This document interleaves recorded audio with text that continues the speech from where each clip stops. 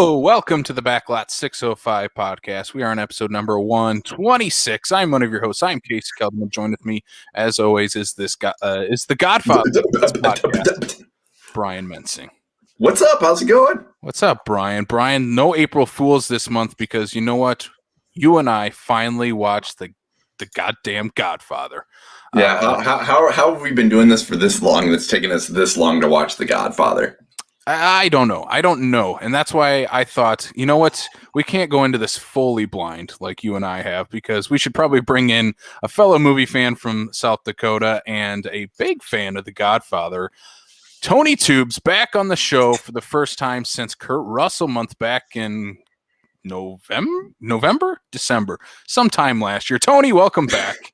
What's up? Thanks for having me. Absolutely. Tony, how you doing today? Happy Easter to both of you. Yeah.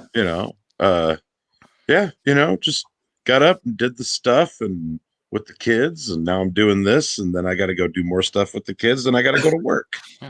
So what you're saying, this is the one of the bright spots in your day, talking about The Godfather today. Sure. Hopefully at least. Hey, I would just like to point out, I love the fact that you're over here jamming out to the music as we're waiting for the intro to start. It's jammable. It's a jammable song. It's totally jammable. I'm down. We'll talk a little more jam a little later on in the news when we talk about Space Jam. But before we get to Space Jam, Brian, let's jump into the box office, because holy goddamn hell, what an awesome weekend at the box office. We're talking The Godfather later on, but let's talk about Godzilla now, as he took on King Kong this past weekend.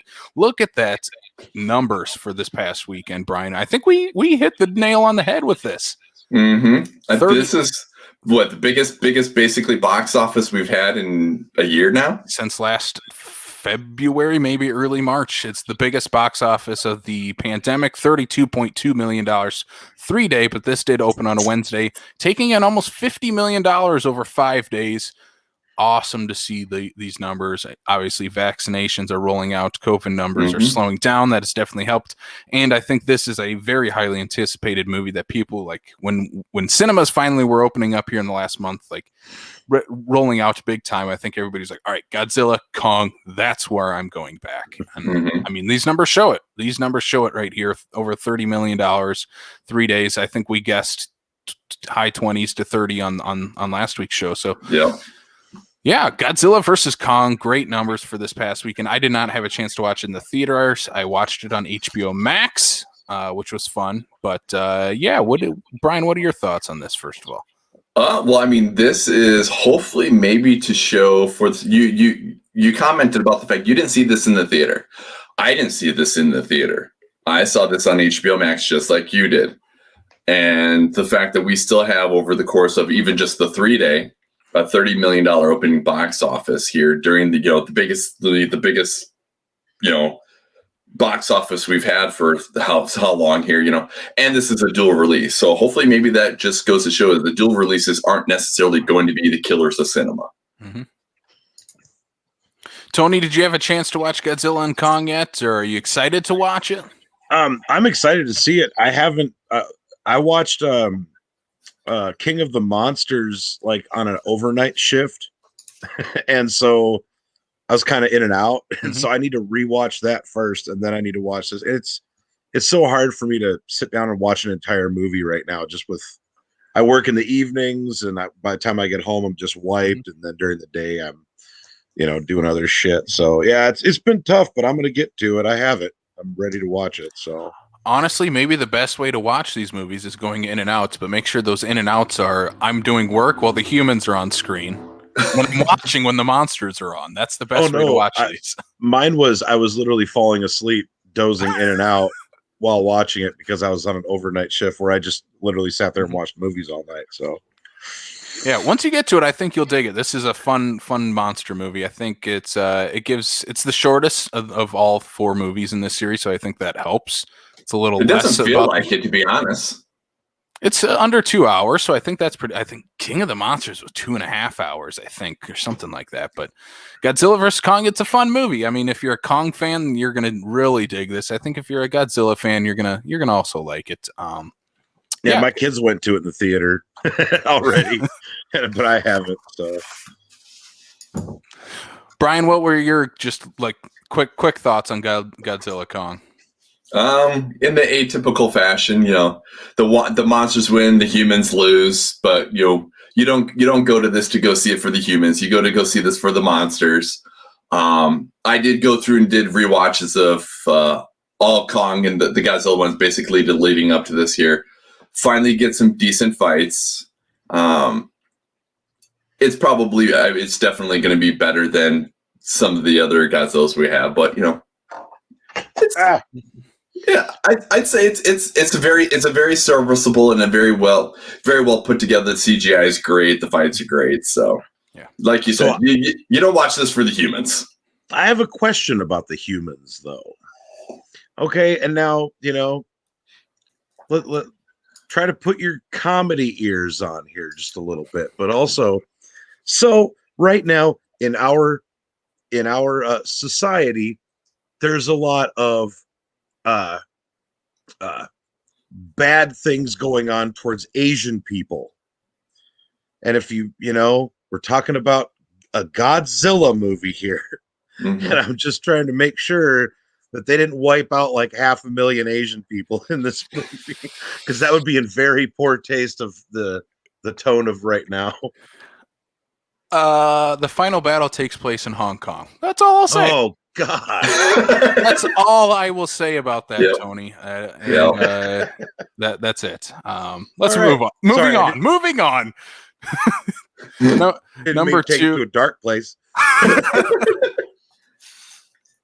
Hey, let's take it to another dark place here on Easter weekend. The Unholy, number 2, brand new horror movie, $3.2 million. Solid opening for this horror movie. Didn't have a whole lot of marketing behind it. I think studios do like to put out maybe a horror movie right around Easter weekend, because I think St. Maud was scheduled for Easter last year, if I'm not mistaken, or right before.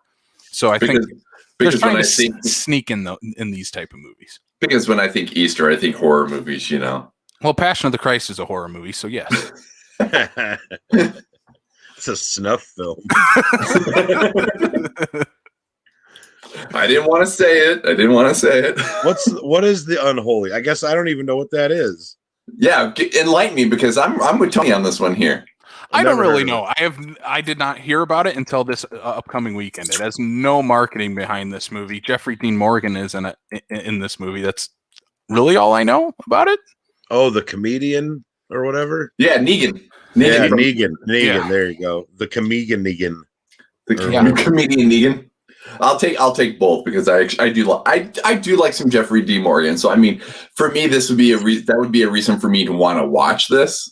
But it's probably one that if I was going to go to the theater, I probably was going to do it if there was nothing else I wanted to see, there's nothing else going on, kind of thing. Otherwise, I probably would wait till this got to home. Yeah, I was going to say I'll probably watch this when it hits like Hulu in 2 months or less. So it seems like one of those type of movies. What studio put this out anyway? I don't know. Let's talk about. I'll look it up. And Okay. I know you can talk about this, and you saw this one. Number 3, Nobody, $3 million this past weekend. I saw this last night. Oh, is this the dude from Odenkirk. Better Call Saul and stuff? Yes. Yeah. Yes. I love. I didn't. The only premise I had of this is just knowing this, that we have Better Call Saul. Like, I know him from when I was much younger, when him and Dave Cross did Mr. Show. And just to see Mr. Show comedy legend Bob Odenkirk, for me, go all John Wick. This is like if John Wick had like the B level, not quite 100%, like come out completely unscathed. Like, he takes some serious damage in this movie, and it is so much fun. Christopher Lloyd playing his father is an absolute blast. And the fact we've got him, Odenkirk, Christopher Lloyd, and RZA, they have a really great chemistry, especially in the very last third act of this film. Oh, the RZA's in this? Yes. Right on. Because of this and another movie, I've literally seen 2 Wu-Tang Clan members in 2 days in 2 movies. It's great.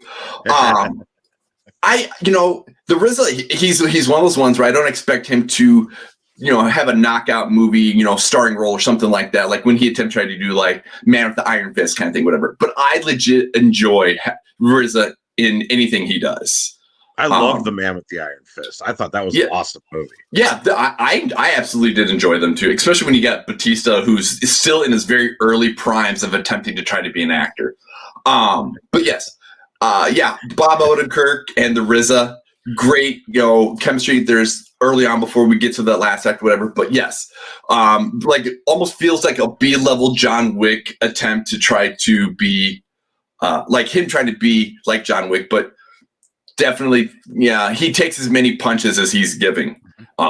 Absolutely great. I enjoyed it. I encourage anybody to go watch this. Yeah, I'm excited to check this one out. I still need to see the other John Wickish type of movie, Atomic Blonde. So maybe when Nobody comes out on home video, I'll do a John Wick sort of spin-off type of movie double feature with Atomic Blonde and Nobody. That I'd say that's a good way to put it. I would definitely go for that. Atomic Blonde is a good film. Mine just makes me want to watch Wayne's World 2. You guys remember Odenkirk in Wayne's World 2? No. He was, when they go to the Aerosmith concert and they meet those 2 like super fans that are like, my mom dropped me off at the bus station. Do you guys like Aerosmith? Yeah, Odenkirk's one of those guys, and I love that scene. The Unholy Studio, I looked it up, is Sam Raimi's Ghost House produced it. Sony put it out, so. Well, there you go. All right. We're caught up there. Good for them. Number 4, Raya and the Last Dragon, $2 million this past weekend. Still hanging on to that Disney Plus $30 premium rental access blockbuster thing that they're doing. And this is one also that is available to purchase on digital stores for the $30 right now too. Huh. So me personally, if you're going to drop the $30, go to a digital store like iTunes or something like that, because then that way you get it permanently for the $30 as opposed to the permanent rental that you have through Disney Plus. I looked it up. I was curious because it was on Movies Anywhere. Yeah. I'm still waiting for this to just drop on Disney Plus. I can wait another month or 2. I don't need to rush out to watch this. Yep. Last but not least, Mr. Tom and Mr. Jerry rounding out the top 5 of the box office. $1.4 million. No longer on HBO Max, but still hanging around the box office, hanging in with Raya and the Last Dragon for those family movies.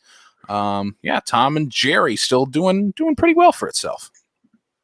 You're not too bad. I mean, you figure for a little over a month out, Yeah, I think I think with theaters reopening, if this would have waited maybe until this next week after Godzilla Kong, it might have done a little better.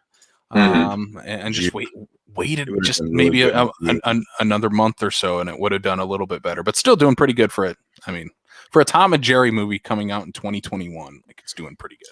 I think with what Warner Brothers had on the docket, I don't think they would have waited any longer. I think they dropped it exactly when they expected to, just because of Kong. And then in a couple weeks here, we have Mortal Kombat, So, I mean, based on what they still have left through the pipeline, I didn't expect this. This came out when I expected Warner Brothers to drop it. Yeah. That's it for the box office, though. Again, big box office numbers for Godzilla versus Kong. It'll be interesting to see in the next couple months as the big studio movies roll out, if they continue to do these big numbers like this one did here. I'm wondering what's going to be the first $100 million opening. What's going to be the first $100 million opening weekend coming back? I don't know. I think something tells me Disney's going to own the property regardless of what it is. I think so too, but I don't know. We'll see if that day comes within this year. I don't know. The shill that I am, my Doctor Strange. Geez, it could be that long before we get a $100 million opening. Let's go to the news, though, Brian. What do we got for the Batman? News? I bet you Batman's going to be the $100 million one. Ooh, there you go. I would be down for $100 million Robert Pattinson Batman. Totally. It'll make that much. Yeah. Especially when you have an unrecognizable Colin Farrell in that movie. All right. So, yes, on to the news. You guys are going to have to talk about this. Be nice to me. I purposely am avoiding this trailer. Is that Warner Brothers drops the Space Jam and New Legacy official trailer for this. It's what, June or July that they have this slated for release. Again, another one of those ones where, like I said, Tom and Jerry came out when I feel that it was going to because they had enough still in the pipeline, this being one of them. So thoughts on the trailer? Comes out July when this movie comes out. But yeah, I think that we made jokes before we started the show that this looks like Space Jam meets Ready Player One meets Lego Batman all mashed up into one, and LeBron James is in there somewhere. Yeah, that's what this movie... All Warner Brother properties, huh? I'm starting to see a trend here. Yeah, they like to shove nostalgia in your face and make you eat it, and that's what this movie is doing right here. I think it looks fun. I think it does a great job of having. I think LeBron is a good leading man for this type of property. He has a little more acting chops than Jordan did at his time when he did Space Jam back in the mid 90s. That would be because Jordan didn't have any acting chops when he did Space Jam in the mid 90s. Hey, he had a lot of Nike commercials, Brian. At least LeBron's got literally like a half a dozen movies underneath his belt. Yeah. And since doing this, and I think that helps with leading a movie like this and interacting with characters that aren't there. It does a good job of for me, like there's a portion of this trailer where LeBron finally goes into the Toon World, and they don't make the weird transition of live action LeBron in the Toon World. It's an animated LeBron. How long that lasts, I don't know, because they go into 3D CGI pretty quick in this trailer, and we get a whole lot of cameos from Warner Brothers characters. There was a Scooby Gang, Iron Giant shows up, the Flintstones. Alex is they mentioned Superman. They mentioned Superman. He wants Gandalf on his team. Yep. The guys from A Clockwork Orange are actually in this movie for some apparent reason because Warner Brothers is hypocrites and takes out Pepe Le Pew for being accused of promoting like rape culture, and then they put actual rapists in the movie, characters that actually murder and rape people in this kids movie. Makes sense to me. I think by next week we will see that they will be removed from this movie completely and replaced with someone else. I don't know. But I think it looks like a lot of fun, and I'm all for throwing every character in Warner Brothers history in this movie. I mean, Pennywise is in this movie. Danny DeVito's Penguin shows up in a split second to this movie. Like, sure, why not? Throw everything at the wall in this movie. The way you're throwing all the cameos and stuff like that in there, and the typical like blink and you miss it Easter egg type of cameos that they're probably going to throw into this movie. Is with everything you've said so far, I picture somehow they're shoehorning Ready Player One into this, even if it's a matter of those avatars like Artemis and Percival in just blip in the backgrounds and whatnot, so they can throw that all together. It might be. They might be already in the movie for right. Who knows? People are taking screenshots of everything and sharing them all, so they might already be in this movie. I don't know. Yeah. So I'm looking forward to this here. There hasn't been anything that's told me why I think this sounds like a bad idea, because I agree. In terms of somebody who, as an actual NBA basketball player, leading a film that is direct sequel to Michael Jordan's Space Jam, there really isn't anybody that I think that could really hold on to this than LeBron. And this is coming from a guy that I'm not a sports guy. I'm not a basketball guy, but I do know and have seen what LeBron can do on screen. And I think this is a great way to be able to introduce this kind of franchise to a newer generation that's maybe not as familiar with Space Jam. I mean, Shaq could have done it back in the day. I would like to see Shaq Jam. That would have been fun. You want to see the Shaq Jam? Shaq Jam, yeah, let's do it. At that point, though, he's going to try to get his Shaq Fu in there. I thought it looked really, really cool. Yeah. All right. This isn't one I'm going to rush. Yeah, I thought it looked really cool. Go ahead. I thought it looked really cool. I thought I like anything with cartoons and humans, Cool World, Who Framed Roger Rabbit, that kind of stuff. Really, really, I don't know, for some odd reason I love it. But it also has that look. I think it's going to appeal to a lot of the Into the Spider-Verse crowd, because that movie looked like you needed to be on Ritalin to watch it. And so am I still on? Yep.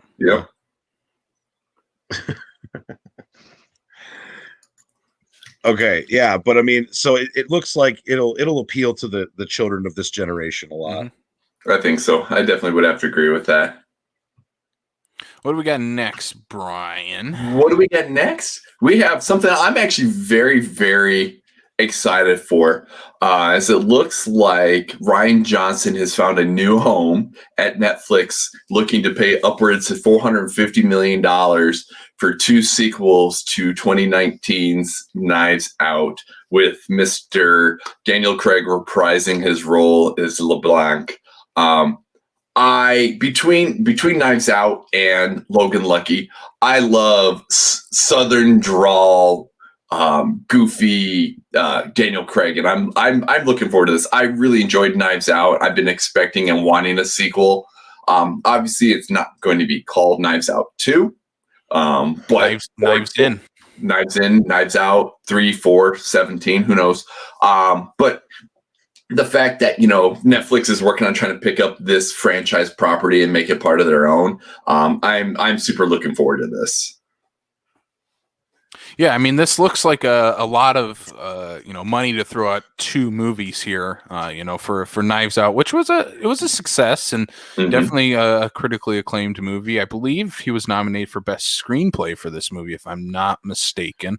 But yeah, I loved Knives Out, and I'm glad we're getting some sequels. And as far as the money goes here, think about how much Netflix pulls in a month based on subscriptions. Yeah. They're doing okay. And for someone, let's say, a year down the road when this is coming out, and they're on the edge of maybe we'll cancel our Netflix subscription this month, and then they see a trailer for Knives Out 2 or whatever it's called, and they're like, okay, guess we got to keep it this month. Yep. So that's what this is. You got to keep putting content out there, and you got to keep getting those people to stay subscribed. I think it's more about keeping subscriptions more than getting new subscribers right now for Netflix, because I mean, everyone and their grandma has Netflix. Was it really that great of a movie? Yes. I would honestly say, for myself personally, for an end of the year movie, because this came out in December of that year, it was honestly a great way to end the year, ending out on the on a good note, as opposed to some sour kind of piece of crap movie that they just dump at the end of the year just to get rid of it, like Rise of Skywalker. Yeah, exactly. Did you ever do you ever like not want to see a movie by a director because they completely screwed you over the last time? This is Rian Johnson's redemption song, to be honest, because of what he did with such a great, diverse ensemble cast. For me personally, I don't think there has been such a great whodunit movie since, basically when we had Clue in the 80s. He did a fantastic job with, everybody that he had in this film. I would certainly say, is for everybody who hates on Rian Johnson for Star Wars, this is a great movie to go, okay, there's talent there. Maybe he wasn't the right guy for that property. Yeah, I'm with you on. I mean, Last Jedi is not my favorite Star Wars movie. I really didn't like it. But when I saw Knives Out just this past year, I was like, well, yeah, Rian Johnson's a great director. He just shouldn't have done a Star Wars movie set in a timeline like that. And yeah. I mean, having this, I think this movie came out a week before Rise of Skywalker, and just comparing those 2 movies, I'm like, yeah, Knives Out is the better of the movies. And since you brought up Clue, I did a Clue and Knives Out double feature. I'm like, that's a great double feature if you're kind of want to lean yourself into Knives Out. And yeah, Daniel Craig is great in this. I would love to see more from this. Chris Evans is super slimy in this, maybe as slimiest since Scott Pilgrim vs. the World, which I like. So yeah, I think it's definitely worth the watch. And I would like to see Rian Johnson continue to do more stuff like this. Keep doing his original properties. I think he's good at that. And that's something I agree with. I mean, just because of like instances like Brick and Looper, you know, if he sticks to his lane and makes his movies, I think is where he definitely shines. Yeah. Speaking of someone else that should stick to their lane in their own movies. Oh, what, this next little piece of news? This next piece of news. Speaking of that, we were talking about Godzilla vs. Kong. Adam Wingard is set to direct a live-action Thundercats movie. Yeah, I know. I'm still on the fence about that too here, Tony. I saw the look on your face. I don't know if we need a Thundercats movie. And how do we define and how do we define a lot? But at this point right now, I'm also like, what is defined as a live-action movie anymore these days? Because The Lion King was quote unquote a live action, you know, film when it really wasn't. You know, as somebody who grew up during Thundercats, I should have grabbed my Thundercats jersey is what I should have done.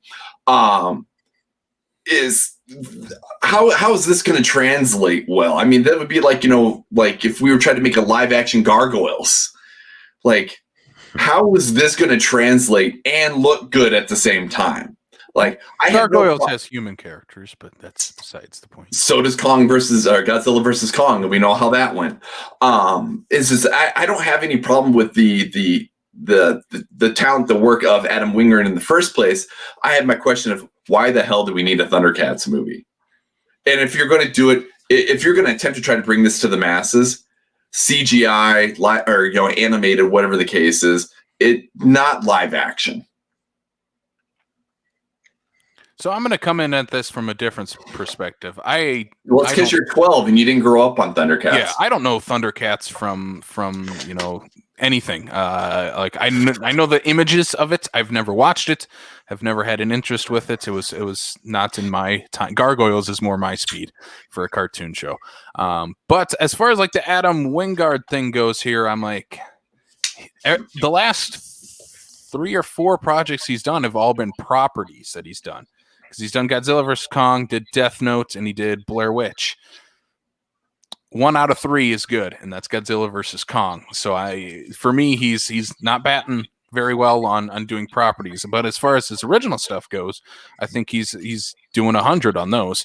What do we have for originals that I can bounce it off of? He did The Guest and You're Next, and some segments of the VHS movies. Okay. And that's what I would like to see. Like, he did his big studio Godzilla vs. Kong. Now let's do a smaller movie again.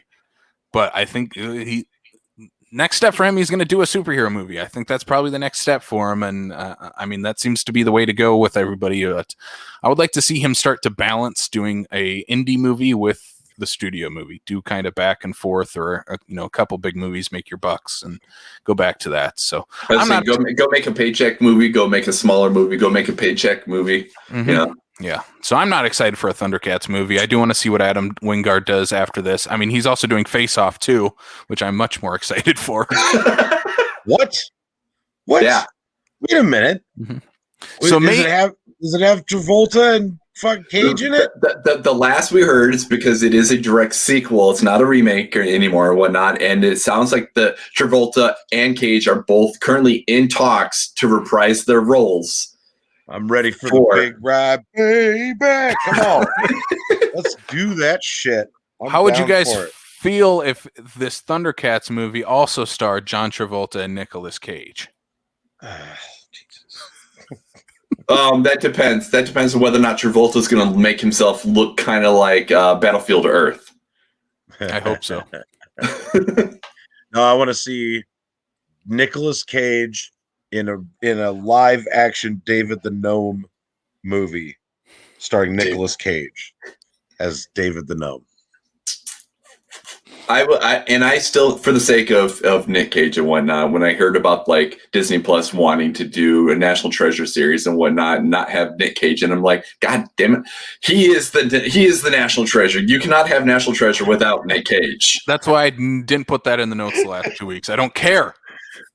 Right, but that's just like, for the sake of like Face Off. There's three things that make Face Off absolutely amazing. and that's Nick Cage, John Travolta, and John Woo. Like, okay, if you're not going to have John Woo make the sequel to Face Off, Adam Winger better at least throw the goddamn white doves in there just to pay homage. Oh, there's totally to John Woo. So many better doves. be white doves. There needs to be so white many doves in this movie, I'm sure. As we're not even talking about Thundercats anymore. We don't care. No one cares about it. We'd rather just do the hopefully the Thundercats. I'm sorry. I read the rules. But I'm so. I approve the use of. Screw those guys, man. They don't need that. I approve the use of the one F-bomb right there because no one cares about this movie. Oh my God. No. This will be Gem and the Holograms Part 2. That's what it feels like, yeah.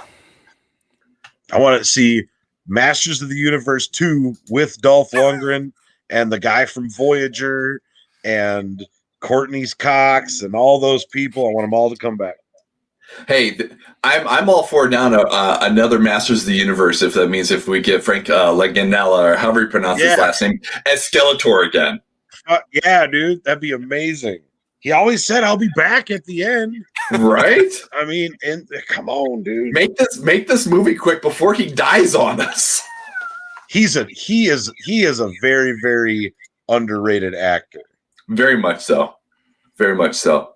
But in terms of what we've got for news, that's it for this week. We don't got much anything else going on. Thundercats into Frank Langella. All right. Hey, you know what? We're talking about old 80s cartoon properties into old 80s cartoon properties. Yeah. But, yeah, I mean, if you made Masters of the Universe today, you're not going to have Dolph Lundgren being Adam, by all means. But he needs to be in there somehow. Like when we got Dolph Lundgren in, like Aquaman. Just shoehorn him in there somehow. That sounds like blasphemy. That is. Dolph Lundgren with his old man titties. He can get those things bulked up. He can do it. I don't have a easy transition from Master of the Universe and Thundercats to The Godfather, but let's just go to The Godfather. Let's talk about it. That is our main topic for this week. The Godfather, 1972, kicking off Francis Ford Coppola month. Like I said before, this is me and Brian's first time watching The Godfather, so we're knocking this movie off of our bucket list. And I mean, for me, this has always been one of those 2-3 movies that has always been on my list of like, how have I not seen this before? Wait a second. Hold on. What? So you guys saw The Godfather 2 days ago. Have you seen 2 or 3? Not yet. My God. That is why I have this, Tony. That's why I have this. Talking about this movie. How are we even talking about this? How can I even talk about this movie without talking about 2 and 3? This is crap. This is a smoke show. Tony's leaving. That's why we're coming back to The Godfather Part 2 towards the end of the month. And I'm probably not going to be a part of it. I'm going to be sitting there going, "What the hell?" Okay, no, I'm good. I'm done. Okay. I will just say, as in we need to bring terms of, Tony back in a couple weeks here and just be, the surprise guest. I'll just say this, as in terms of like spoilers and for the story. I mean, it's been almost 50 years. Yeah. Me and Brian are off the chain for that. We don't have anything to hook on for spoilers. If spoilers come up, that's our fault. Do you guys know who Michael kills in the second movie? By watching YouTube videos about this one, I do now. What about you, dude? No. Okay.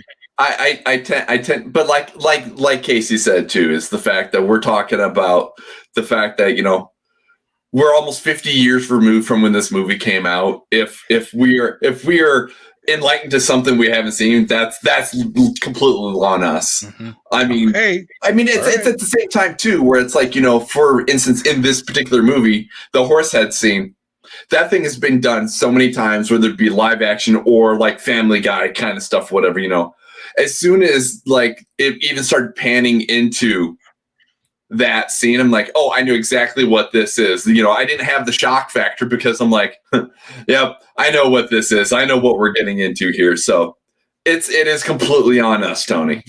Okay. Yeah. All right.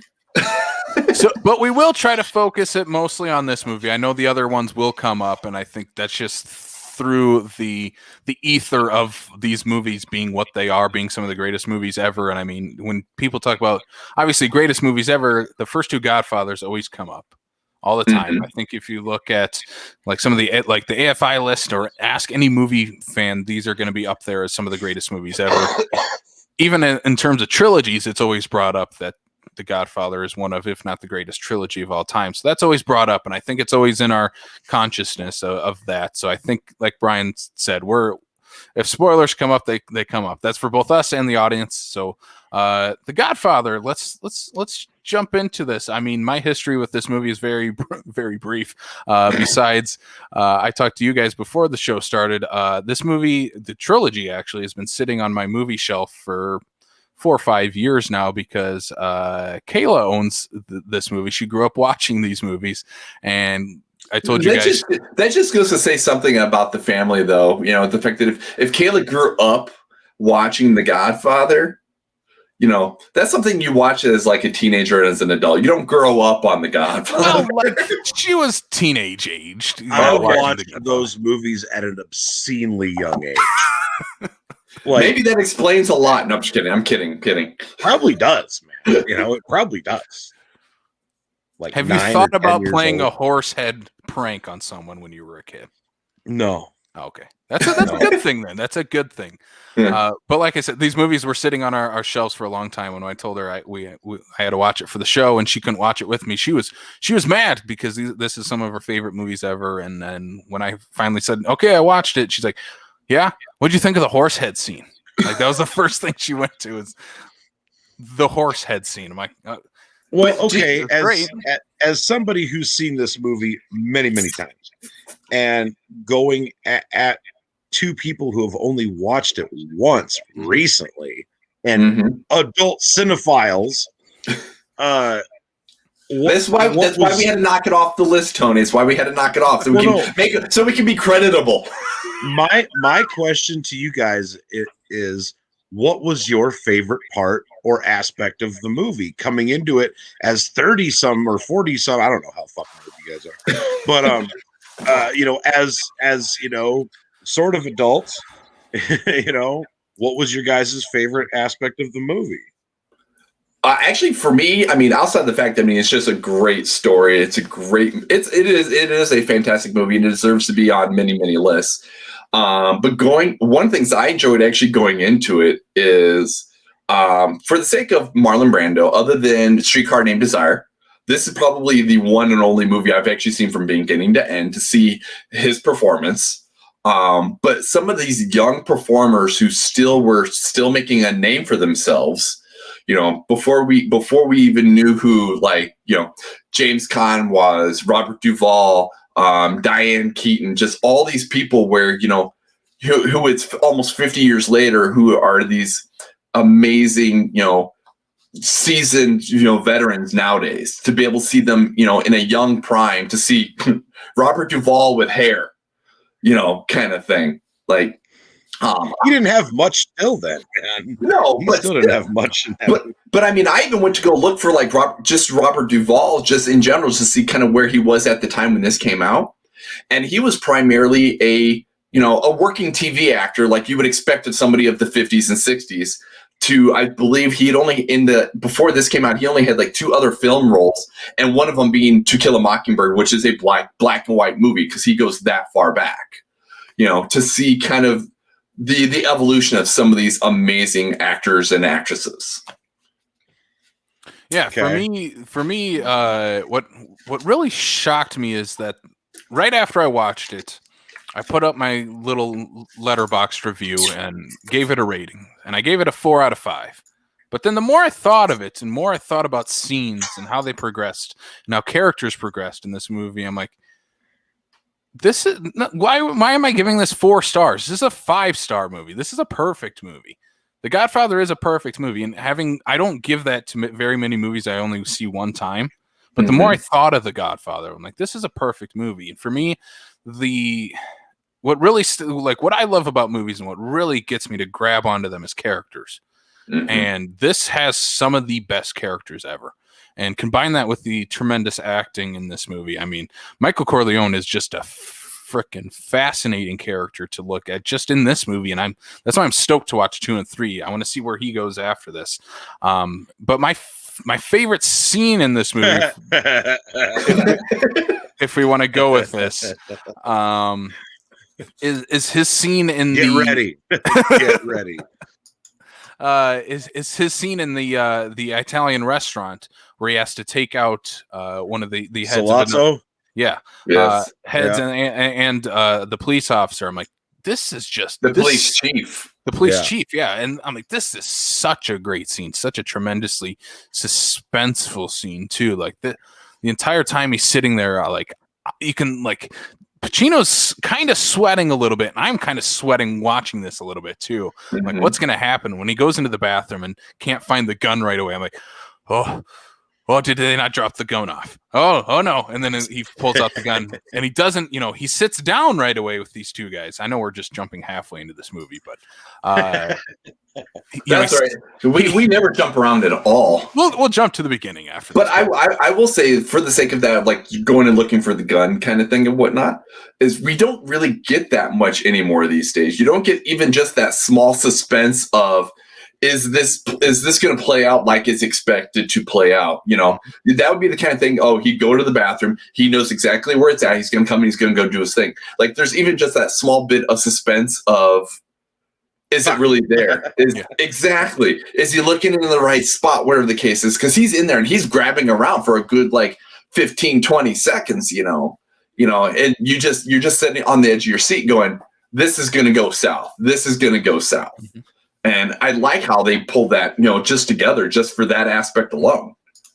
And even when he comes out of the bathroom, when they're talking about setting up this plan and how Michael Corleone is supposed to go about this, they say basically, as soon as you come out there, just pull the trigger. Don't waste any more time. 2 shots in the head, you're out of there. And he sits down with them and lets them continue to talk. And then pulls the gun out. And that extra minute or so adds a ton of suspense in that scene too, because you're like, why hasn't he done it yet? Is he having second thoughts on this? Because if he does pull that trigger, there's no going back for this guy after that. Like that's the changing point for Michael Corleone. Yeah, or the fact that like you said, he sits down, but when he does finally pull the trigger, the head of the family that he's taken out or whatnot, straight first shot or whatever. But then when he goes to pull and aim for the police chief, whatever, first it's a chest shot. So then you wonder, is he actually going to follow through with it, or is he going to bail? And then the police, the police chief, potentially makes it through, but then he is able to go for his second shot and actually does take care of what he's going to take care of. Like there is so much suspense built around even just that one little scene. So since we jumped halfway into this movie, let's kind of jump back to the beginning of the movie first of all, because obviously the first hour of the movie and the wedding. If you guys ever read the book, I'm guessing you guys never read the book. No, I don't know how to read. Crack it halfway open, then you'll be past the wedding scene. Good God. And I think that's one thing where the author of the book is also wrote the screenplay, but then Coppola comes in with a filmmaker view and says we got to condense some of this down. So comparing that to, do you think that's a lot of Coppola saying, we're making a movie, I'm only going to get 3 hours to do this, I can't have an hour and a half of this at the wedding? Well, he still had 45 minutes of wedding. So I mean, I think he did a good job of condensing it down. But yeah, I mean, yeah. You guys go ahead. I'll jump in. So when we jump into the opening of this movie, we start off with the image right behind Brian with, like I said, I told Kayla this after I watched it. I'm like, all the quotes are in the first 10 minutes of this movie. I'm like, everybody quotes from Brando. You come to me on the day of my daughter's wedding. Like, I can't do it. No one can do it. But nobody can be Brando. No one can be him. It's such a hard thing to mimic. But like all the great when you think of the Godfather quotes, Brando's quotes in this, they're right here in this wedding sequence with him. And I think this is such a great introduction to his character and understanding the entire family right here. Because you have, different people throughout the wedding come in and they bring him into his office and they start talking to him about what they would like from him. But what I love is that every person that comes into this room has so much respect for Vito Corleone, Brando in this movie. Like the Godfather, when you think of that title of this family, like this guy just exudes that. Everybody is very respectful yet fearful of him, but also you could give this guy a big hug if you knew him enough. Like he feels like that type of character. And that's why I think when Johnny Fontaine comes in to see him, and he's like, I just don't know what to do, Godfather, and he starts kind of doing that, and all of a sudden you just see him get up out of his chair and lose his fucking shit. Like, you can act like a man. What the hell's the matter with you? Fucking slaps him. Like, whoa. Like, okay, here's another side of this guy. And so, yeah, that's Brando's genius, though, man. And then I'll piggyback off that because that's a very small thing that he does, right? He explodes with his words in that. Yeah. But then you get the scene of Michael telling Kay, about his family, because Michael Corleone has just come back from World War II. And he is this, big war hero. He's come back. He's wearing all his military garb at the wedding. Wants nothing to do with the family business to start off. And he's telling his girlfriend about the family business and, tells the story of his dad and how he got Johnny Fontaine to basically make him a star, and how Vito held a gun to a guy's head and said, either your name or your blood is going to be on, or your brain. What does it say? Your brains? Brains is going to be on this contract. It's like that just hearing that is scary enough, because you imagine everything. You can just imagine that scene in your head of how terrifying that is, how ruthless that is. Well, and he even talks about Luca Brasi going with him, and then but then you also see, like you said, Luca Brasi sitting out there like stumbling over his words, trying to remember exactly what the hell to say, and then he gets in there and he just completely screws it all up. But this big guy who has done all this shit for this guy still goes in there and he still like trembles at the sight of him. And you think of that character, we don't get a whole lot of backstory with him, but you got to imagine, he's in the mob. He's a big dude too. You got to imagine he's messed a few people up. He's been around the block a time or two, yet he's sweating and stumbling over his words just to talk to Vito Corleone. And a guy who he's probably had numerous dealings with, and numerous sweaty situations and shit where, they're both doing some pretty scandalous stuff, and so, I mean, yeah, he's probably a personal friend of this guy, and he's still like, oh man, Well, and I see it as that he's put himself in a certain brand. Corleone has put himself in a bit of a stature of who he is, what he's capable of, and what he's. And I see it as kind of like calling him a surgeon of sorts, because you come into this guy, and just because he could rough you up, he could physically take you out. Or everything. You walk into this room not even knowing if it's his words, his hands, or what he's capable of having other people do. And at any point, are you safe? He's earned his respect by what he does, but he's also earned his respect by fear. Well, and when you guys watch the second one, it goes back in time, and De Niro plays him as a kid, and then you'll kind of see his limits. You'll see kind of where he gets his kind of code of conduct from, and how he establishes himself.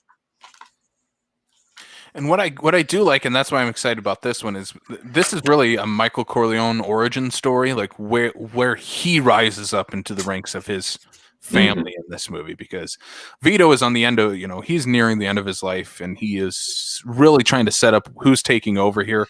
I mean, his son Sonny is first in line, And James Caan is just a big hothead. He has all the anger that is also inside Vito, but none of the. He doesn't have the precision and the respect. He doesn't have like the long term idea of how this is going to be impactful for years upon years, as opposed to what can we do right now. Mm-hmm. Patience. Yes, there you go. No patience. No.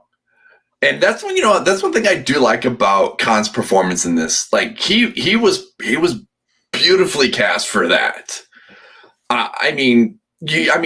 Granted, I think pretty much everybody, like Casey said, this is a perfect movie and whatnot. And I couldn't picture anybody else playing anybody's roles and whatnot. But Khan just exudes that impatient, I need to get this done. This is how this is going to be my game once, my father is gone and whatnot. And is, doesn't have that long-term goal, doesn't have that long-term thought process.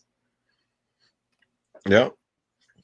And that's what I find really interesting about the family tree of the Corleones, because you look at, Vito's on top, and then you have all the kids and the adoptive kids also in there, where if you combine all the kids together, that's where you get Vito. But when you take the kids each separately, they are so different from each other, because like we said, Sonny is very much a hothead. Who's the other son? The kind of party boy. He's drunk at the wedding.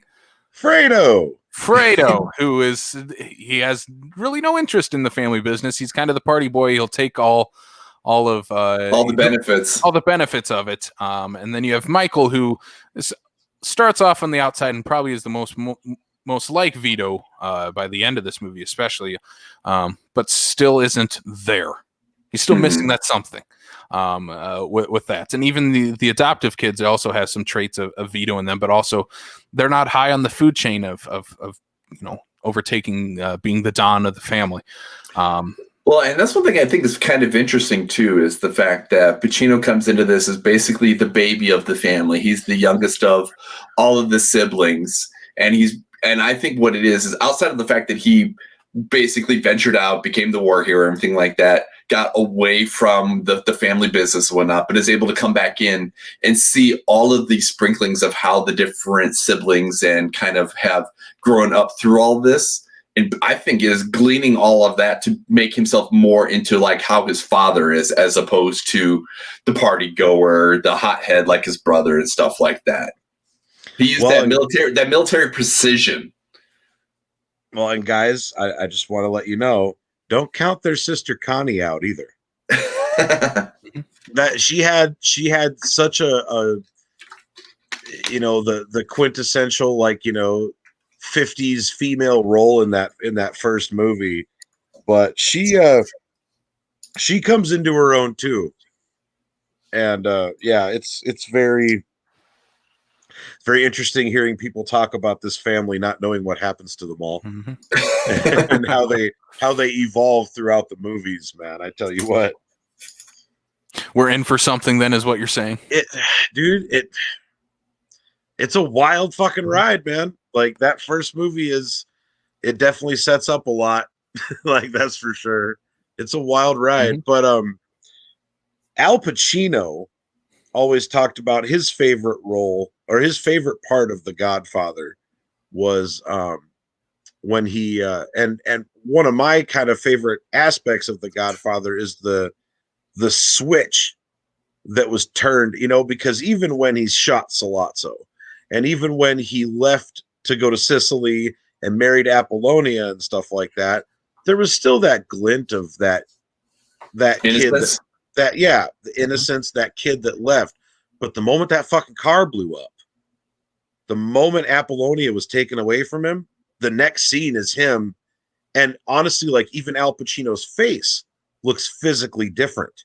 And and his favorite scene of the movie is where they come back and he puts Kay in a car and sends her off, and then him and Tom Hagen and a couple of his bodyguards walk up their driveway. And he was like, I always thought that was like his transcendence, this walk up the driveway into the Don and not just Michael Corleone. And Mhm. yeah, but the whole the switch, the complete switch from this person to a completely different person in the second act of the movie is yeah, that's kind of one of my favorite things about it, and goes to show why Al Pacino at least was such a great actor. Yeah, there's no hoo-has and He became a nothing. caricature of himself after Yeah. that. Yeah, there's nothing of that in this movie, and I love that. I love this early Pacino stuff, and I mean, like that.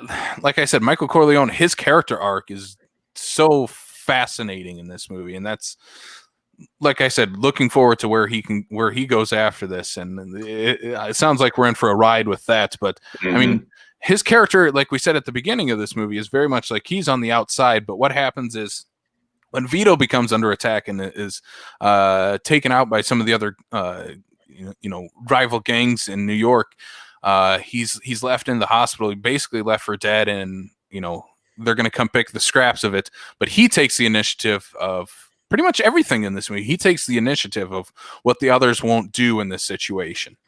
Like he's the one that goes to the hospital and finds out.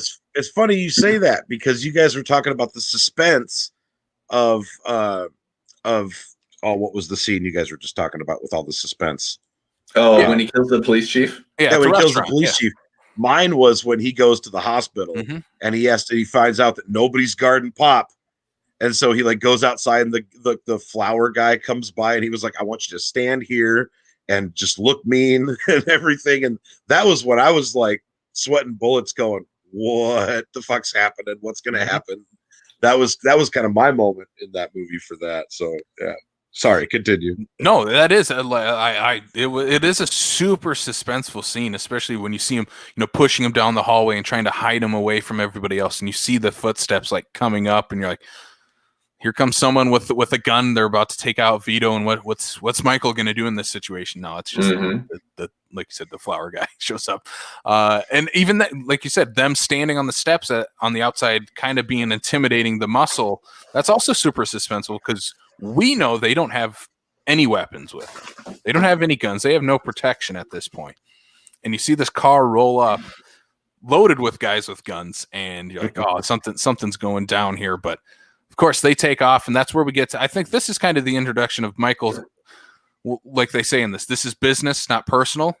This is the point where Michael takes it personally, especially this scene here.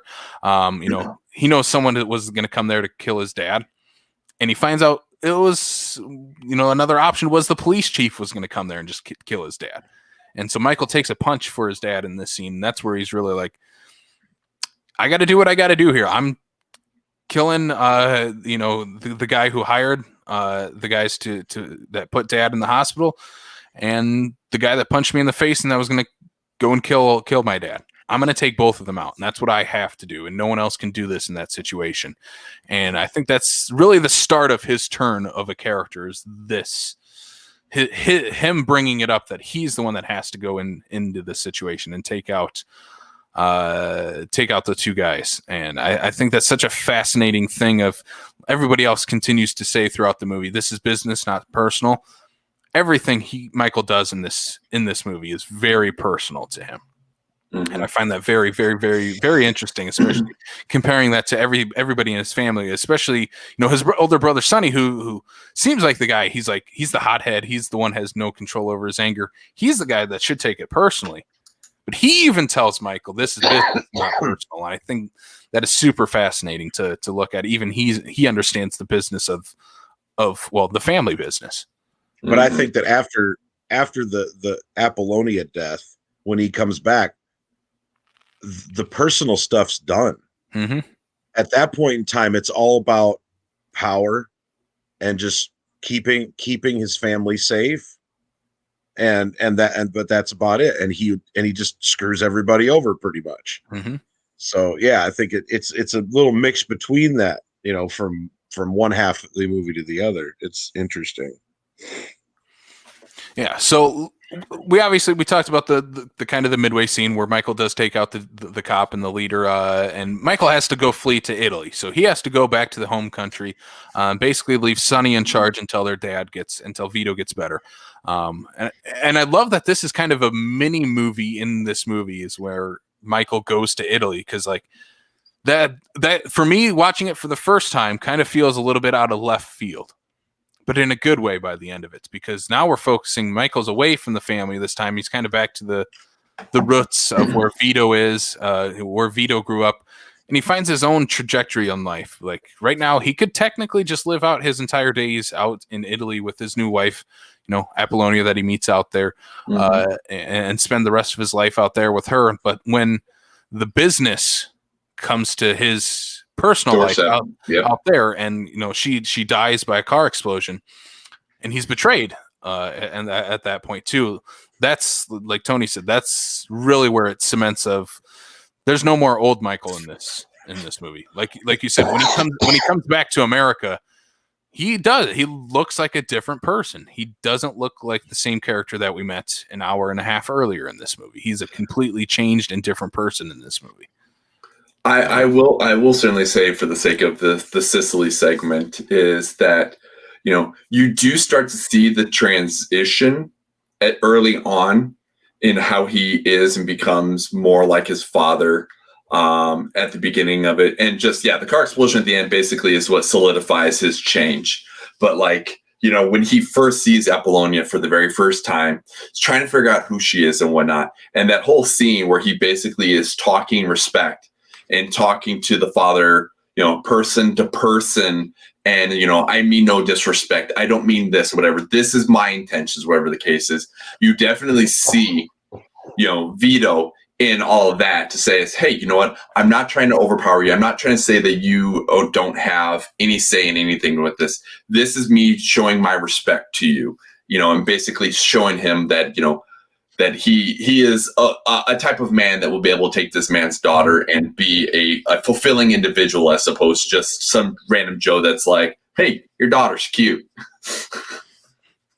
And I think Apollonia is a very, very great character to have into this movie, because it shows that, Michael at this point in his life is ready to move on past the family business, is what it feels like. He's ready to move on and have his life out there. I mean, I don't know if it really explicitly says how long he was out there before he met her, but him and Kay were very much a great couple by the beginning of this movie.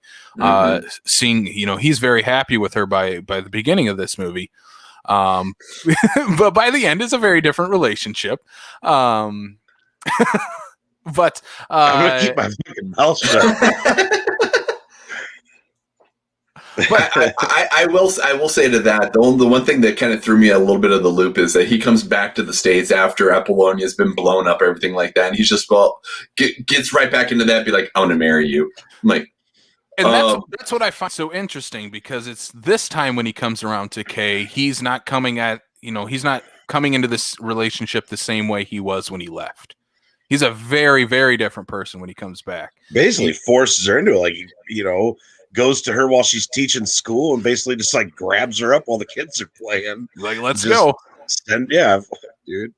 Yeah, and this time when he comes in the relationship, it's more of he wants to have that family that his dad was always had. The kids, the wife, the kids. I need them to protect, and I need kids to continue my legacy and continue the family name. Here is what I get from this first movie, at least, and why he goes back to Kay and basically says, like, immediately when he comes back, he's like, let's get married. Let's pick up where we left off. I'm, time to move on. At least in this movie, he never mentions that he was married before. I don't know if it's ever brought up after this. Tony can probably answer that. Tony's not going to answer that. Okay. I do love the fact that he comes in, and because there is the whole instance of she didn't know what was going on. He never responded to any sort of writing of letters or anything like that and whatnot. He's coming back to be like, you have no idea that I was already married once. You have no idea that there was somebody over in Sicily when I was over there. But this is my time now, and we're going to go by my rules. That's what it feels like. Mm-hmm. A very, very different person from when we first met him in this movie. Yeah. I want to really quick. I want to kind of backtrack just because the earlier scenes, you guys never really talked about why Vito was gunned down, Mhm. and that was because the other heads of the five families wanted to get into drugs, and he didn't want to do that. And it's really interesting. I cannot remember for the life of me who the interview was with, but the cultural impact of that initial meeting where they talk about the drugs had a very big impact on African American culture when they saw this movie, because they're sitting there, they're literally saying, oh, we'll leave it in the colored neighborhoods. They can lose their souls, they're animals, and stuff like Yep. that. And that actually had a lot of impact on, in the ways of cinema, in the ways of like why, after, you see, MTV Cribs, and all of them have a Scarface poster in their house and not a Godfather poster, because I mean, if you ask me, the Godfather had more power than Tony Montana ever did. And so it's very interesting if you dive in. I'm not going to get into any more of it, but if you dive into the cultural aspects of that scene where they're talking about the drugs and what that kind of perpetuated in the real world is very interesting. Mhm. I'll just leave it at that. Yeah, I would say it is something that it caught my attention. But you figure for 1970-ish, when they were filming this and whatnot, and what the culture and the time frame of which this movie takes place, it seems almost very much like a throwaway piece of dialogue. But how much impact it had, because of when the movie came out, because of, like you said, I mean, even nowadays, like, I mean, it's 2021 here, and you and I be like, it's, what feels like could have potentially been throwaway dialogue from 1971 is now you're looking at 50 years later going, that's the piece of dialogue I picked out of that scene. Yeah. Mhm. And a lot of people actually, like, that scene was a lot more than just that scene seemed to be, which if you dive a little bit deeper into it, it's very interesting culturally. And that's another thing that Godfather did, was all sorts of cultural issues and stuff like that. Mhm. So, And I think that's a very, very important thing for this movie to set up too, is that the reason, like you said, the other families in this situation are not in agreement with Vito is his stance on the them getting into drugs. Even Sonny's like, well, we should do this. There's a lot of money into this. And Vito's holding into his old ways of doing business and saying, no, we don't. alcohol and prostitution, son. That's what it's all about. That's what it's all about. But then, another reason, since we're talking about Sonny here and his stance on this, he takes over after this, and basically a war has still broken out because of what Michael did. And basically this leads to Sonny's death in this movie. Yeah, Sonny has to clean up Michael's shit, and then he's not the person to do it. No. And pays the price for it. Yeah. And yeah, I think this is, obviously, again, showing that Michael is maybe the best person to step into the shoes after his father, but still has a long ways to go. But he is a better person to take over this role than Sonny is, because Sonny, again, lets his anger get the best of him, because the reason he's out, gets gunned down is he's going to go after Connie's husband and go beat the shit out of him again. It's so easy to kill the mafia, Don. All you got to do is beat up his sister. Yeah.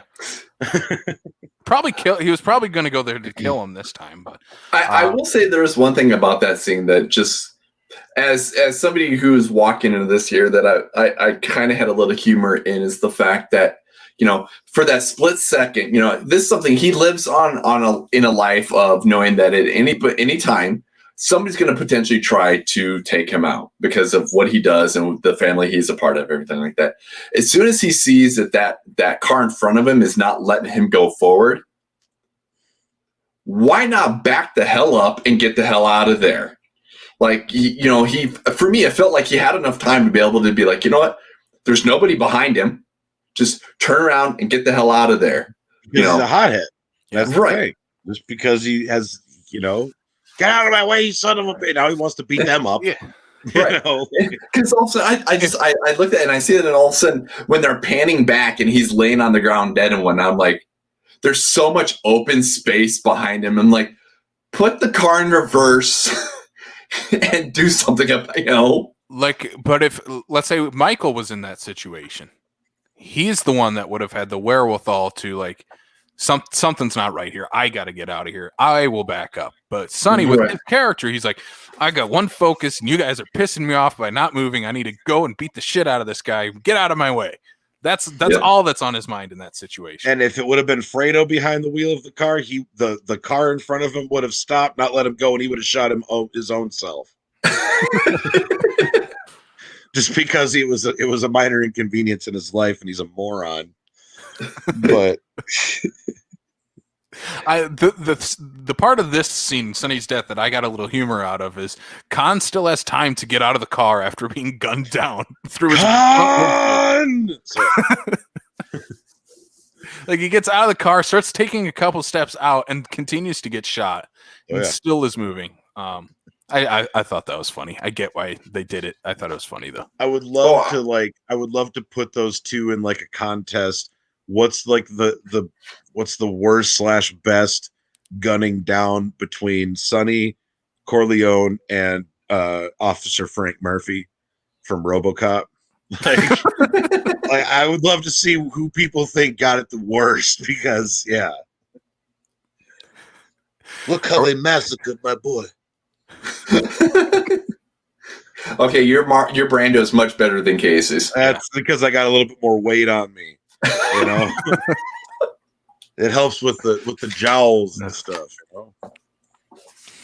Since we're talking Sonny's death, there's this scene I do want to talk about between Brando and Duvall after they learn of Sonny's death, because Duvall has already learned this and already knows it, and as everyone in the family knows it. And Brando, Vito is the only one that has not been explicitly told that Sonny is dead at this point. And he goes and sits down with Tom Hagen, and they sit down and he's like, "There's something on your mind. You just got to tell me." And he tells him, Sonny's dead, and Tom breaks down and starts crying. And it's Vito is the one that consoles him, which I find very, very interesting, because it feels like he walks in that scene. He definitely already knows Sonny's probably dead at this point, or something really bad has gone on in the family. He knows something has happened, but him as the Godfather, as the adoptive father to Tom in this situation, is the one that still has to console his son. And there's more. There's a bunch of cars here. Your mother's crying downstairs. So tell me, what is it that everybody seems to know that I don't, or whatever he says? Yeah, man, that's a powerful fucking scene, man. Ugh. I did see it as a little bit of him having to show the breakdown a little bit, just because he needs to give Vito that time to be able to be like, I need to be the consoler. I need to be the one that's above all this here. To, is he probably doesn't necessarily need the consoling like somebody would normally do or whatnot, but he needs to do that for Vito, so then that way Vito still shows and feels that even though I've been shot, I'm not in the perfect health or whatnot, I'm still the one who is the one overseeing the entire family. Have you guys heard of the orange theory? I looked that up after. Is it fully? Does it all line up like? I'm pretty sure in the first movie. Well, it might be the third. It might be all three of them. But yeah, if you see oranges anywhere, then someone's gonna die. Mm-hmm. Like it's a very interesting thing. Sorry, I'm sitting here going, I don't remember oranges, but I wasn't looking for fruit. Now I'm going to be looking for fruit in the next two film watches. Apparently, Go ahead. I looked it up after, because I found that really interesting when I was doing some research on the movies, the orange theory. And the oranges in the movie are just because the set designers are like, this is a very drab movie, a lot of blacks and dark greens and browns. We should liven it up with some color. Let's put an orange in this scene. That's the only reason oranges are in this. Well, I mean, Vito does get shot in a market buying oranges. Mm-hmm. So, when we get to when we get to Vito's death here, I will kind of just jump to that then. I mean, he's eating an orange. That's what he's doing with his grandson. He's his orange groves or whatever.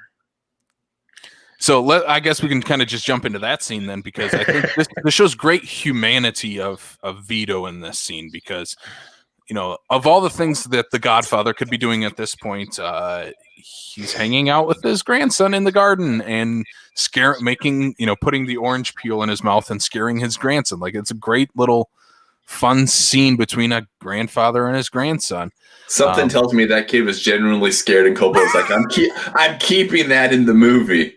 Oh, absolutely. He looked uncomfortable with Brando the entire scene. Yes, I would be too if I was 4 years old and this guy was like, just the way he talks would scare me if I was a kid. I would not want to be around this man. Well, I'd like to jump back and talk about one of my favorite characters in the movie. Is after Michael comes back and he takes over the family business. They send Fredo to Vegas to get into the casino business and stuff. And there they meet Mo Green. And I fucking love Mo Green. That guy is so over the top in everything. His hair, his glasses, everything. And when he looks at Michael and Michael pretty much tells him, "You're out, Mo." He's like, "I'm Mo Green, god damn it. I was, doing this when you were chasing cheerleaders and shit." And then he gets shot in the eye. And oh my god, dude. That's some of my favorite shit right there is when he goes there and basically takes over a casino in Vegas. Oh, sorry. Doesn't that also show like the difference between so basically they're sort of in the same business together here, but it shows the difference between the guys in New York in the mob and then this dude in Las Vegas who runs a casino. Very different personalities. Well, and like I said, it's not personal anymore. It's strictly about power. I'll, screw you. I don't give a shit because you'll probably screw me over too, because my best friend screwed me over in Sicily and all sorts of shit. But yeah, his domination of Vegas leading up to the deaths of all the heads of the 5 families. Wait, that was one, right? Yeah.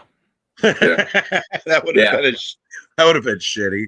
But yeah, like that was really, really cool. So we'll jump to that scene then, since the death of the 5 families. We're at they're very well orchestrated scene. Yeah, oh yeah, very well. Oh, yeah. So we're at the funeral of Vito, and basically before Vito dies, his last conversation is with Michael and says, "They're coming after you. Whoever tells you where you're supposed to meet one of the other families, he's the traitor. Just remember that. But they're coming after you." So Michael and it was Vigoda, wasn't it? Yeah. Wasn't it Abe Vigoda? Yeah, Abe Vigoda. I didn't remember if that was in the first or the second one. Yeah. The always old Abe Vigoda. He's always old. He was never young. He was that old my whole life. Yes. Yeah, exactly. No, that was definitely one of those when he popped up on the screen. I was like, was he ever young?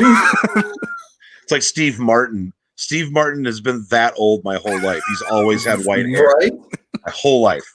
Or I can't even think the guy from Back to the Future and Top Gun, where he literally is like, yeah. Did that guy never have hair? Did that guy ever have hair?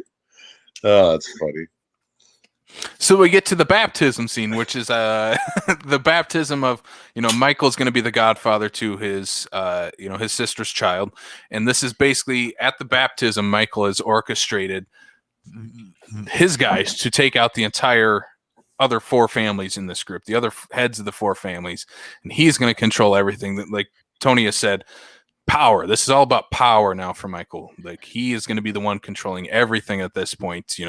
He'll do the stuff his father wouldn't do in this situation. He's the one that's going to take over, do anything and everything to protect his family and everyone in this situation. And I love the line of I'm not sure what it is, but it's basically do you resent Satan, or do you believe he is something along those lines? Maybe Tony, you can help me out with that. Something along the lines of like, do you repent, Satan? Yeah, or something like that. I do. I do. Yeah, and immediately after that line is when it just cuts to this montage of every one of the heads getting taken out. Interesting thing about that scene, the baby being baptized is Sofia Coppola. who ends up, being a child in the second one, and then goes on to be Michael's daughter in the third one. And that is actually a wide point of contention amongst Godfather fans, is that Sofia Coppola ruined the third movie. Because her acting is terrible. I'm just letting y'all know. I'm fair warning you guys right now. Sofia Coppola's acting in the third one will make your skin crawl. So she's a much better director. I was saying, so what you're saying is much better that she's behind the camera, not in front of the camera. Yes, I mean, she's nice to look at. Hey, we've already brought him up once before. The best Coppola in front of the camera is Nick Cage. Yes, indeed. That's a very good point. Yeah. Cage always comes up, man. But he is the Cage. He is the Cage. We get the first doing an episode of Backlot 605 talking about the 150th anniversary of Wizard of Oz, and somehow or another, Nicolas Cage is gonna sneak his fucking way in there. He's the wizard behind the curtain. Yeah. of our podcast, he definitely is. I just had to bring him up because when I saw him, I'm like, oh shit, Joe Spinell is in this movie. Hell yeah. Debut performance of Joe Spinell, who has like one scene, he's one of the assassins of one of the family members, Joe Spinell of Rocky and Maniac fame. I just had to bring him up. So I'm like, okay, yeah, all of that New York East Coast, everybody at that point is in this movie, because I mean, we haven't even brought her name up. Talia Shire is also in this movie, who's great in this movie, and I can't wait to see more of her in this sequel. I'm talking about like this movie, like the sequel hasn't come out yet, but for me it hasn't. Oh my god, you guys have no idea what you're in for. Like, for real, you have no idea what's going to happen, because I'm completely all cannot wait. It's so. Yeah. So since we are talking about Connie here, this movie ends with, she's really kind of the cliffhanger of this movie in a way, where Michael has, he's killed her husband, taken him out of the situation again to protect his sister and his, is it niece or nephew, whatever. Leave the gun, take the cannoli. Yeah. Best line of the movie. But basically, at the end of this movie, Connie, is convinced that Michael is the one that set up the murder of her husband, and is pissed off at him for doing that. And so his wife, his Kay, comes up to Michael and asks him directly to his face. He looks him in the eye, or she looks him in the eye and says, "Did you kill him?" And Michael looks right back at her and just says, "No." And that's where. And she just assumes that everything, just takes his word for everything. Yeah. Well, yeah. But at this point, does she have any reason to distrust what he says? Because at this point, we have to have the same conversation after you guys watch the movies. Okay, yeah. But in this situation, though, does she have any reason to believe he's not telling her the truth at that point? Absolutely. Absolutely. She has all the reason in the world not to trust his ass. He's already showed her. I mean, like I said, dude, just showing up, trolling her ass while she's at work, as a school teacher, then just dumping her ass in the car, like, let's go, hon. Mm-hmm. Right there, dude, you got to know there's a level of greasiness to your husband that, that you don't even know about. Mm-hmm. So yeah, Connie's all over it, man. I'm just that's not even a spoiler. But Connie's all over his ass. You just don't know it yet. And I think that is because of how she was raised, because she grew up in this world. She grew up with the family and has understood this, and probably knows especially the differences of Michael at this point from where he was before he went to Italy and when he came back. And I think Kay is starting to discover this, especially by the final scene of. Oh, I'm sorry, Kay. I didn't mean Connie. Yeah. Kay's all over his ass. Oh. Not Connie. Kay's onto it. Yeah, by the final scene, especially with that door closing, and she's completely left in the dark, completely left out of basically Michael's life at this point. That's really like, she's like, shit, like he's not the same guy that I knew and loved before he left, and like that's such a great ending for this movie. Like if we only ever had this movie, that's a perfect ending. That is a perfect ending to this entire story. Like that's such a great bookend of Michael's character by the end of this movie. Such a great arc. Yeah. he turned out to be the thing that he hated the most. Mm-hmm. So I guess we are at the end of the movie here. Let's kind of go into. I want to say one thing, and one of my favorite things about the movie is when they take it to the mattresses, and they're all kind of holed up together. He's like, "Come here, kid. I want to show you how to do this in case you ever have to cook for 30 men." And then you see, oh God, what was his name? Crap. Hold on. I got it locked and loaded here. Give me a sec. Damn it. I just got to say, when I saw him dumping all that food into the pot, it made me really hungry from like, spaghetti. Yeah, dude, like that is the greatest looking spaghetti. That's exactly what I was going to say. Clemenza making the spaghetti sauce. Just dumps some wine in there. Like he puts these huge, look like baked potato sized sausages in there. Oh my God. That's one of the greatest food moments in any movie right there. Just tomatoes, tomato paste. And I love the fact that he's like put a little bit of wine, and we're not talking about like a bottle of wine. We're talking about we're gonna get the moonshine jug off of the counter because we make our own wine, and we got this big old like this is how we do wine in my place. I think in honor of Godfather Part 2, I'm gonna make some wine inspired by this movie, or not some wine, some pasta inspired by it with just some big hunks of meatballs and sausage and wine in it. So, we are at the end of the movie. We'll go into final thoughts here on the movie. I mean, I'm gonna throw it off. We're gonna throw it off to Tony first because Tony is the resident expert of this group for this movie right now. Tony, if you were to give, your final thoughts, overall thoughts on The Godfather, what would you say to people? He's speechless. Dude, it really is like one of those movies. First of all, it is an acquired taste. Not everybody's going to love this movie. Mm-hmm. A lot of people talk about it being the like one of the biggest guy movies ever, and that girls just really don't get into it. Which, Casey, you have you've instilled hope in the female kind. It's been proven telling wrong. Me that your wife right. is a Godfather fan. I'm sitting. But I really think that that it's timeless. Like you can watch it today. It's a history lesson in a lot of different ways, and I can't wait for you guys to see the other ones. Like I really hope that we can have another discussion after you guys see the other ones because it's such a full circle type of trilogy, man. Like it really is. It's like watching Back to the Future and not seeing 2 or 3 and just talking about Back to the Future. Ooh, I like the reference. I will say is the one thing that has gone through my mind, this is nothing I've even brought up to Casey and whatnot, is I'm thinking once we get through we need to get through all 3 of these. We only have 2 scheduled for the show and whatnot, but I think we need to get through all 3 of them and then get Tony on and have just a bonus episode of just talking about the trilogy, even for like 30 minutes or something like that, just to get a full on how's this all turn out. Now the question is whether or not I'm going to go through the effort of watching both versions of Part 3, but that's a whole different thing. Wait a minute. What? Where have you been, Tony? Earlier this last year, they released the Coda cut for Godfather Part 3. I heard you say that earlier. What is the Coda cut? It is literally called Mario Puzo's The Godfather Coda, The Death of Michael Corleone.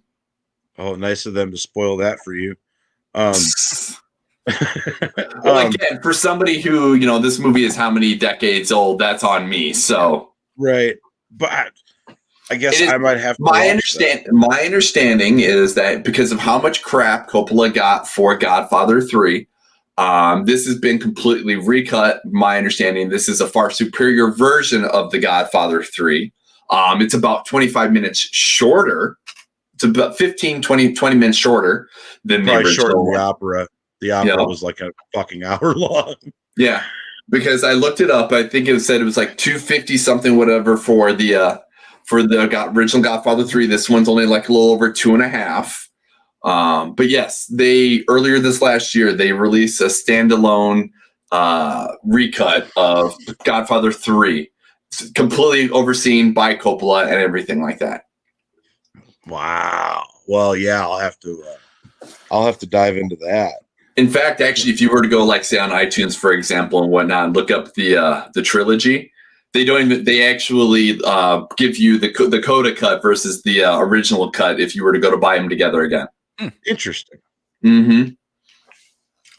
So let's do this then, because I Brian brought it up and I was thinking of it too. So, like, we don't have Godfather 3 on the schedule right now, but I'm all for if we can get our schedules lined up with us three again, going full circle, rounding out, doing a bonus Godfather Part 3, talking about the entire trilogy. So I think if we can get that scheduled out, let's try to do it, because I'm available anytime before 5 o'clock. That's when I go into work, is at 5 o'clock at night. So sweet. We can make that work. Yeah, you heard it here, people. We are going to do a full thing on the Godfather 3 then, and the entire trilogy. But I mean, for this movie here, like I said throughout the show, I'm very excited to see where the story goes for the Corleone family. I'm very excited to see the next two. I will probably jump onto the recut version of Part 3 if I don't love the theatrical cut of Godfather 3 and check that out too. But I think, like I said, initially when I watched this movie, I gave it 4 out of 5, and I'm like, okay, that's really great. But then when I thought about it more, I'm like, God, there's nothing wrong with this movie though. It's 3 hours long. It doesn't feel 3 hours long. I feel like I said, I want more by the end of this movie. And that's such a great thing, especially for a 3 hour long movie to do, is leave you wanting more. And yeah, like I said, this is a perfect movie. It's one that I immediately want to put on again right now and rewatch again. No, go to the second one. Go to the second one. We'll go to the second and third one first. Go to the first one again. Go to the second one. I'll go to the second and third one first, but then I'll go back and watch all three again, because I think this is a tremendous movie, one of the greats of all time, and so glad that we finally watched this movie. I'm so glad that we finally watched this and could knock this one off the bucket list, and having this one under our belt. I'm very happy about that. So I feel honored. I feel honored that I was like the first person that you guys like talked to about this movie, and you guys wanted me to be the guy to talk to about it, because yeah, who is in their 30s and 40s and never seen The Godfather? This guy right here. I want to point out, I pulled them up on Rotten Tomatoes. So the original Godfather, we have a 97% critic rating, which I'm honestly not surprised and whatnot, right? Godfather Part 2 inches it out at 98%. And then the Godfather Part 3, the original version, down to 68%. So it obviously just goes to show, agreed in regards to people's, I'd agree with that. Right. I'd agree with that. The Coda cut that they just released earlier this year comes back at an 87. Nice. So almost a 20-point increase from the original cut. So that definitely makes me want to. It really does make me want to watch the original. And then watch the Coda cut to see how they're different. The question is whether or not do I want to invest half a day in doing so. Because we're talking about almost 3 hours plus another. So we're talking almost 5.5 hours of just The Godfather 3. Mm-hmm. Just think about it like, do like a half an hour a day, just like a sitcom, Yeah. Mm-hmm. Last question I'm going to leave us off with, because I have forgotten it the last couple weeks, and I need to remember to do this. What would you double feature The Godfather with? And I'm going to add a little stipulation. You can't put 2 or 3. That's the obvious choice. I think that's the obvious choice, is The Godfather 2 and 3 to watch with this. But if we're going to pitch a double feature of The Godfather with another movie, what would you throw out there? I'll go immediately with Scarface. Just because of, you brought it up, Tony, in regards to the, when people think of these kind of movies and whatnot, there's The Godfather, then there's Scarface, I would just think if you're going to stay in the realm of the gangster kind of movies and whatnot, outside of The Godfather, you don't get much more gangster than Scarface. And I'm talking about the 80s version, not the 1932 version. Right. So, see, Scarface is such a different movie than The Godfather. Mm-hmm. And I think that I would pair it with something that goes along the same line as like Family and stuff like that. And so I honestly would probably put it in a movie theater with Road to Perdition with Tom Ooh. Hanks. Hmm. Because first of all, Tom Hanks butts in the seats. But I mean, that is probably the best gangster movie that I've seen outside of the Godfather realm was Road to Perdition, and still Wow. makes me cry to this day. So, Makes me want. That's one of those ones I always wanted to get around to, never got around to, and then oh really? and it makes me wonder. Going that then, and then on top of it too, that it's a comic book graphic novel film too. I'm like, how have I not seen that movie? Oh, it's amazing, man. I mean, it is like I said, it's on par with the Godfather and the even for its runtime and the era that it came out in and stuff. That's a really really amazing movie. I'm gonna go with since this is 70s New York crime movie, though this one takes place in the 40s. I'm gonna go with a Scorsese movie. I'm gonna pair the Godfather with Taxi Driver, because you're gonna see sleazy 1970s New York in that version, and you have those two type of movies taking place in New York and showing kind of the underbelly, the undercurrent of it in a very different time frame from the 40s of like 40s gangs, and you're going to go to sleazy, gross, disgusting 70s New York.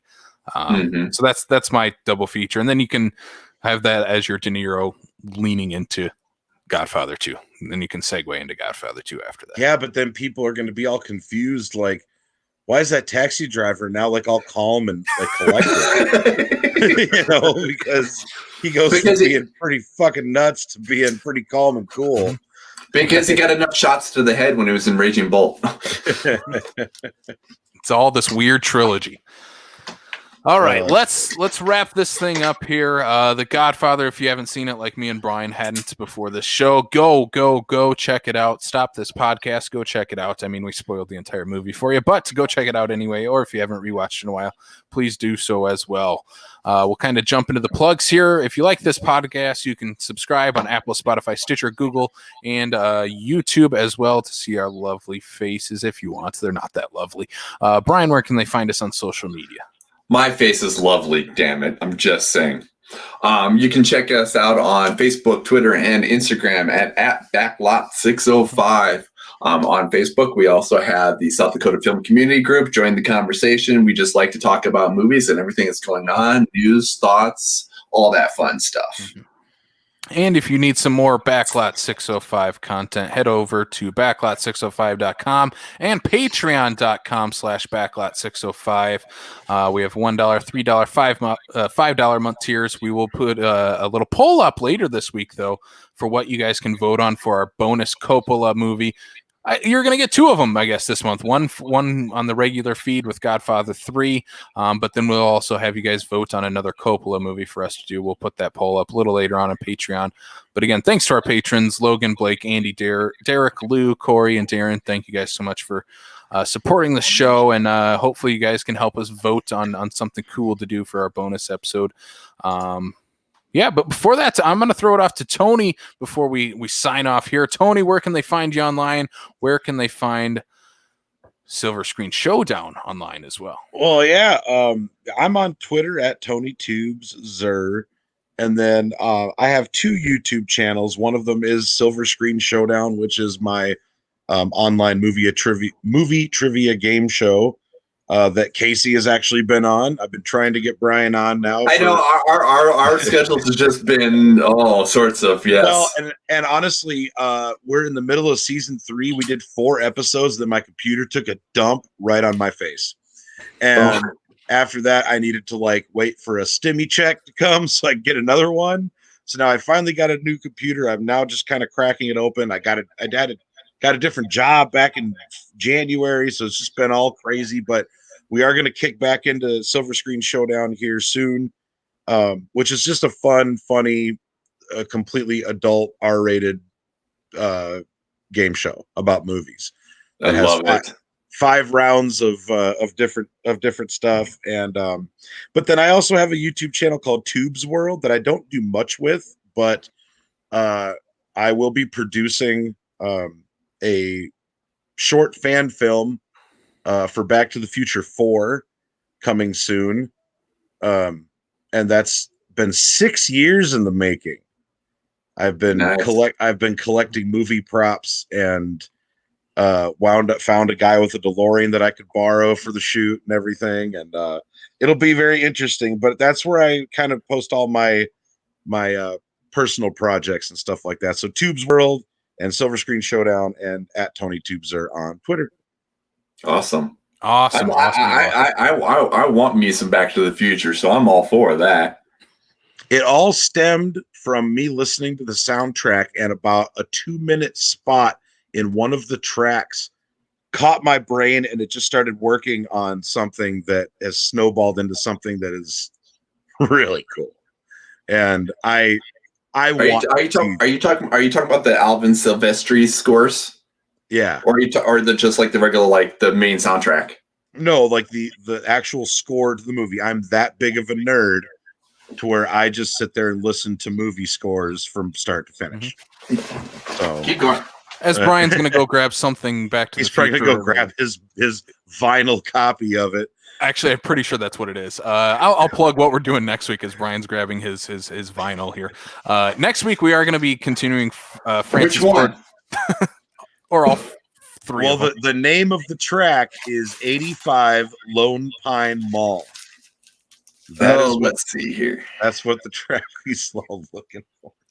Yep, I just got to figure out which one it's on. I'm pretty sure it's on the original. 85 Twin Pines Mall, track 4 of the very first. Lone Pine Mall. Oh, Lone Pine? Lone Pine Mall. When he comes back. And he already had leveled Old Man Peabody's pine. If there's one thing I absolutely love about Back to the Future is it is one of the perfect trilogies because they do such a great job of literally tying everything up in a perfect bow. It's amazing. It's the greatest trilogy of all time. But yeah, so that's where it all stemmed from, was me listening to it and hearing 85 Lone Pine Mall, and it's on YouTube. You can listen to it, and but yeah, it'll be really fun. All right, I'm going to wrap this thing up, Brian, as you're looking for that.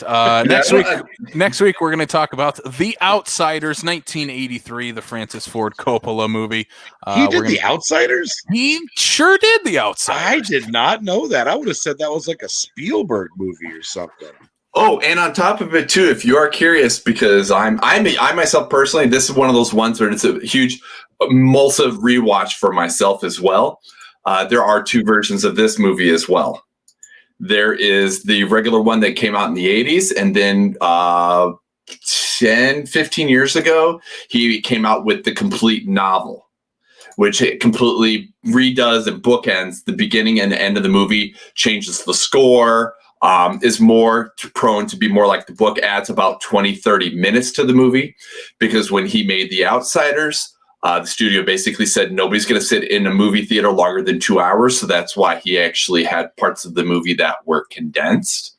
So there actually is the complete novel version of this. And I would highly recommend anybody watch. Just the intro alone is worth the difference. So with that, y'all can stay golden, Pony Boy. We'll talk about that next week. The Outsiders. I can't wait to talk about it. One of my favorite books of all time, The Outsiders. Yes. Stoked to talk about that. But again, Tony, thank you so much for joining us on the show. Can't wait to have you back. We're going to do some Godfather Part 3, round up the trilogy here with you later on. So again, Tony, thank you so much for being on the show. For Brian Mensing, I'm Casey Calderman. We're going to check y'all out next time on the Backlot of South Dakota.